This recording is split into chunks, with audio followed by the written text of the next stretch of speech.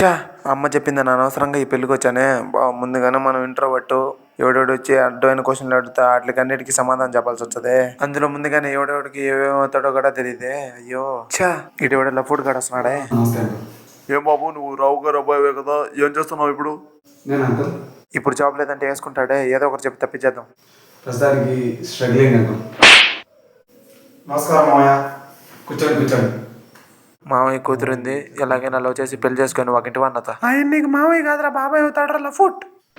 ఇక్కడ ఎవరో పెళ్ళి ఉంది, కాసేపు సైడ్ కొట్టి లైన్ లో పెడదాం. హే హాయ్ పాపా. WhatsApp, Facebook, Insta. డాడీ వాడు సైకోలో ఉన్నాడు డాడీ, నాకు సైడ్ కొడుతూనే ఉన్నాడు. ఓడి అమ్మ ఇది కంపౌంచాలో ఉంది కదరా. అరే కిషోర్, నిన్న భోజనాలు పట్టించే దగ్గరికి రమ్మంటున్నారా? ఎందుకు రమ్మన్నారా? ఏమో తెలియదురా, రమ్మన్నారు. ఇంట్రోవర్ట్ అని చెప్పారా? చెప్పారా, ఆయన కూడా రమ్మంటున్నారు. అవసరం అయితే పెళ్లి భోజనాలు తిన్నామన్నా సరే ఒకసారి ఫంక్షన్కి రండి.